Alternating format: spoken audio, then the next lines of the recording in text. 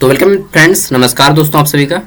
और हम लोग बात करने वाले हैं, देखिए, ट्राइबल स्टडी या ट्राइबल डेवलपमेंट ऑफ इंडिया। ठीक है, जो भी नाम दीजिएगा। रांची यूनिवर्सिटी में इसे ट्राइबल स्टडी कहा जाता है, विनोबा भावे में ट्राइबल डेवलपमेंट ऑफ इंडिया कहा जाता है। ठीक है, टॉपिक दोनों का सेम है। दोनों में आपको जनजातियों के बारे में अध्ययन करना होता है, जिसमें भारत, ठीक है, और पूर्वोत्तर भारत जैसे झारखंड, मेघालय, नागालैंड, असम, मध्य प्रदेश, ठीक है, मतलब ऑल ओवर इंडिया के ट्राइबल्स पीपल का आपको स्टडी करना होता है। तो ये क्वेश्चन पेपर 31 मई 2025 का पूछा हुआ क्वेश्चन पेपर है रांची यूनिवर्सिटी का। आप ऑल ओवर इंडिया में किसी भी यूनिवर्सिटी से हो, अगर आपको स्टडी करना है ट्राइबल्स के बारे में, ठीक है, यानी कि जनजातियों के बारे में, तो this is the helpful video for you. Okay, तो लेट्स स्टार्ट इट। तो चलिए दोस्तों, शुरू करते हैं इस वीडियो को और हम लोग आगे बढ़ते हैं। ठीक है, देखिए, ट्राइबल स्टडीज़ में मैंने एक डिटेल वीडियो लिया है 1 घंटा से ज़्यादा, और उसमें बहुत डिटेल में समझाया है। ठीक है, इसमें मैं केवल आपको क्वेश्चन दिखा देता हूँ, क्वेश्चन पेपर की किस टाइप के एग्ज़ाम में आ रहे हैं। ओके, सो फर्स्ट हमारा जो है यहाँ पे क्या बोला गया है कि अरे यार, कितना बकरी का बच्चा ठो व्यवहार रहा है ना। अब इसको इंग्लिश में क्या बोलेंगे, आई डोंट नो, बकरी का बच्चा व्यवहार है। तो हमारा है यहाँ पे 24, इसको गोली मारिए, 25 यहाँ पे होना चाहिए था। मैं एक्चुअल में ना पेन ढूंढ रहा हूँ, चलिए अब मिल गया मुझे पेन। ठीक है, 2025 और सेशन 23-27 में पूछा हुआ क्वेश्चन पेपर है। Timing 3 hour, full mark 75।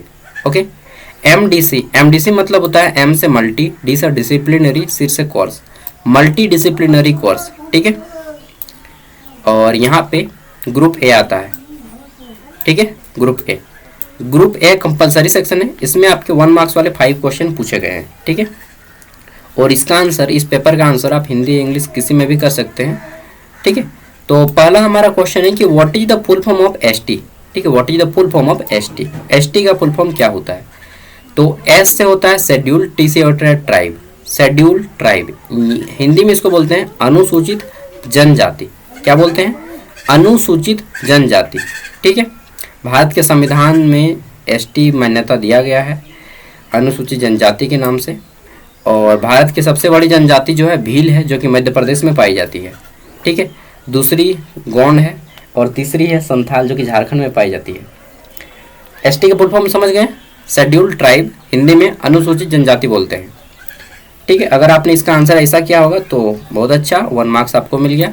दूसरा क्वेश्चन है, इन विच ट्राइब इज, बोला गया है कि मैट्रियार्कल जो फैमिली फाउंड होता है इंडिया में, किस में पाया जाता है?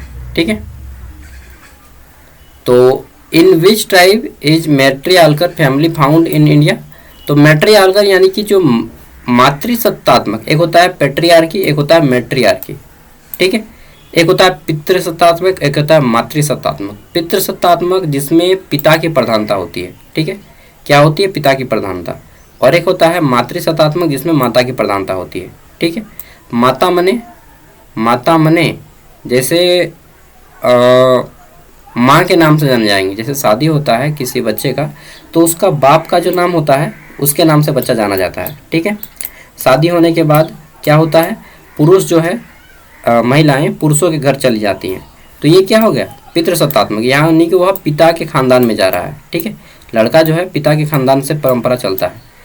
ठीक है, और मातृसत्तात्मक क्या होता है? जस्ट इसका उल्टा, यानी कि जो मैरिज होता है आफ्टर मैरिज, ठीक है, जो ब्राइड है, मतलब जो पत्नी है, ठीक है, वो जो है अपने घर में रहती है, और जो लड़का है, ठीक है, दूल्हा, वह लड़की के घर में चला जाता है।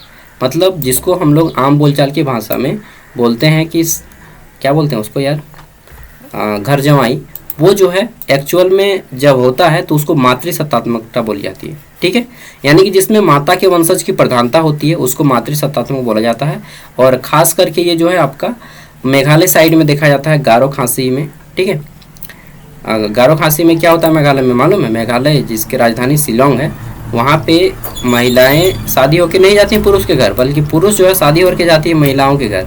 ठीक है, जब मैं 12th में था तभी मैंने पढ़ा था इसको, और मैं पढ़ के थोड़ा सा चौंक गया था। भारत में मातृसत्तात्मक परिवार किस जनजाति में पाई जाती है? तो यह पाई जाती है किस में? गारो खासी में, गारो और खासी जयंतिया ये सभी मेघालय की जनजातियां हैं, ठीक है। इसीलिए मेघालय में पाया जाता है मातृसत्तात्मक, यानी कि विवाह के पश्चात पुरुष जो है महिला के घर में जाके रहेगा, ठीक है, यानी कि घर जमाई बन के रहेगा। चलिए, इतना लंबा लगा एक्सप्लेन करने में। देखिए, समझाने में अगर समझना है तो फिर भाई टाइम तो लगेगा ही। हमारा तीसरा प्रश्न है यहाँ पे, जिसको जल्दीबाजी है वो वीडियो को स्किप करके छोड़ सकते हैं, मुझे कोई जल्दीबाजी नहीं है। Paika is a traditional dance from associated with which Indian state, यानी कि पैका जो है, पैका ये एक नृत्य है। जैसे छऊ नृत्य का नाम सुने, छऊ नृत्य हो गया, कथकली हो गया, कथक हो गया, उसी तरह से पैका एक डांस है, डांस फॉर्म है पैका। और यह स्पेशली झारखंड में होता है। कहाँ पे? झारखंड में होता है, बिहार में भी होता है पैका, ठीक है। और कुछ कुछ इलाका आपका उड़ीसा का भी आता है। मेनली जो है झारखंड में जाना जाता है पैका, ठीक है। ट्राइब्स लोग यानी झारखंड के जनजाति इसको सेलिब्रेट करते हैं, ठीक है। And I am also from Jharkhand, I think you मतलब आप भी जो है झारखंड के ही होंगे, ठीक है। चलिए, तो ये हो गया पैका किस भारतीय राज्य से संबंधित है, तो ये झारखंड राज्य से संबंधित है। डी नंबर जो है हमारा यहाँ पे द कस्टम ऑफ डोपा, क्या बोला गया है? Dhapa. Dhapa is famous among which tribe, यानी कि धापा जो है किस जनजाति में फेमस है, ठीक है। Dhapa is famous in which tribe, तो धापा जो है आपका यह फेमस है किस जनजाति में? देखिए, भारत की सबसे बड़ी जनजाति भील में फेमस है, और भील जनजाति सबसे ज़्यादा पाई जाता है आपका कहाँ पे? राजस्थान में, ठीक है। राजस्थान में भील जनजाति पाई जाती है, भील, ठीक है।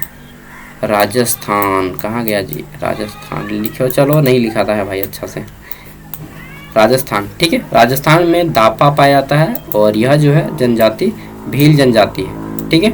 राजस्थान फेमस है इसके लिए।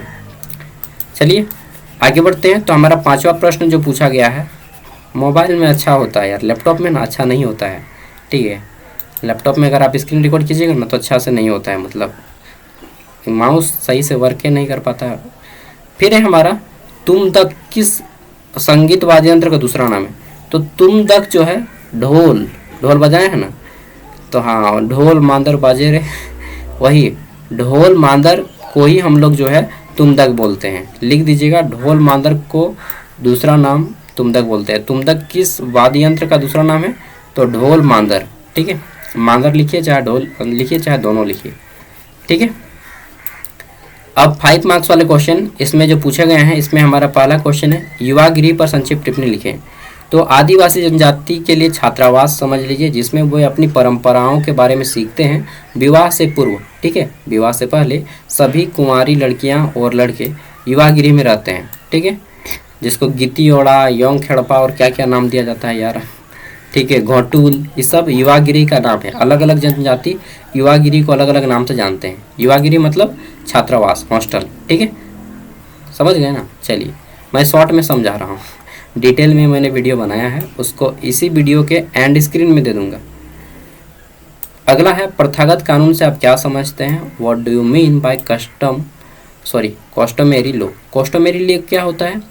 तो कस्टमरी लॉ होता है कि परंपरागत पीढ़ी दर पीढ़ी चलता रहता है, ठीक, उसी को परंपरागत को ही हम लोग कस्टमरी लॉ बोलते हैं। परंपरागत चलता रहेगा पीढ़ी दर पीढ़ी, ठीक है। एक वंशज, फिर उसका नाती, फिर उसका बेटा, मतलब उसका नाती, बेटा, पोता, इसी तरह से चलते रहता है, ठीक है। अब देख लेते हैं आगे। तो हमारा अगला है यहाँ पे 15 मार्क्स वाले प्रश्न। अच्छा, जो 5 मार्क्स वाले क्वेश्चन होते हैं, इसका आंसर आपको 100 से 150 शब्दों में करना है, ज़्यादा नहीं, टाइम नहीं बचता है भाई, 3 घंटा टाइम रहता है ना, ठीक है। और 15 मार्क्स वाले जो प्रश्न आते हैं, किन्हीं 4 का आंसर करना है। टोटल यहाँ पे जो प्रश्नों की संख्या है वह 6 है। कितना है? 6 को प्रश्न है, 2 3 4 5 6, 6 प्रश्न है, जिसमें से किसी 4 का आंसर करना है, ठीक है। और इसका प्रत्येक का आंसर 500 से between 500 to 600 words, okay, between नहीं बोलना चाहिए, एमंग 500 to 600 वर्ड्स में इसका आंसर करना है, okay. You should answer 500 to 600 words. तो हमारा फर्स्ट क्वेश्चन दैट इज जनजाति से आप क्या समझते हैं? What do you understand by tribal, ठीक है। जनजाति से आप क्या समझते हैं? जनजातियों की विशेषताओं का वर्णन करें, ठीक है। Describe the characteristics of tribals. ठीक है, जनजाति किसे कहते हैं? तो जनजाति मैंने समझाया था, जन मतलब होता है व्यक्तियों का समूह और जाति मतलब एक विशेष वर्ग, यानी कि एक विशेष व्यक्तियों के समूह को जनजाति कहा जाता है जो प्राचीन काल से निवास करते आ रहे हों किसी विशेष स्थान पे। ठीक है, डिटेल में मैंने बताया है, वीडियो आपको मिल जाएगा। और जो इम्पोर्टेंट क्वेश्चन करवाए थे डेफिनेटली उससे मैच कर गया यार ना, 3 क्वेश्चन मैच किया है। मैंने बोला था कि मिनिमम 3-4 मैच करेगा ही करेगा। अगला है जनजाति समुदाय के सांस्कृतिक मुद्दों की व्याख्या करें कि जनजाति समुदाय में बहुत सारे सांस्कृतिक मुद्दे होते हैं। ठीक है, explain the cultural issue of tribal community.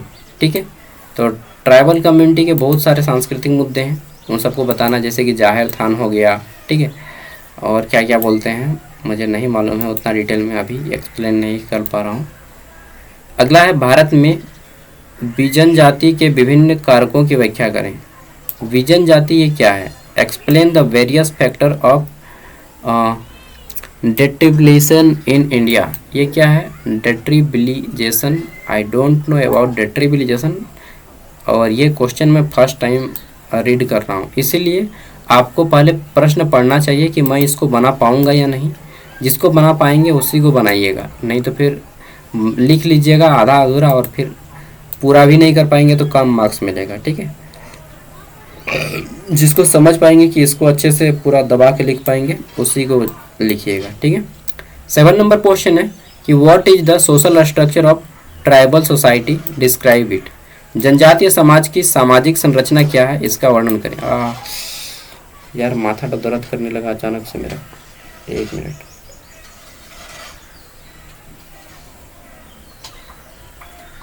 तो जनजातीय समाज की सामाजिक संरचना कैसी होती है? देखिए, जनजातीय समाज की अपनी परंपराएं होती हैं, अपने नियम होते हैं, अपने धर्म होते हैं। ठीक है, तो उसी के अकॉर्डिंग ये चलते हैं।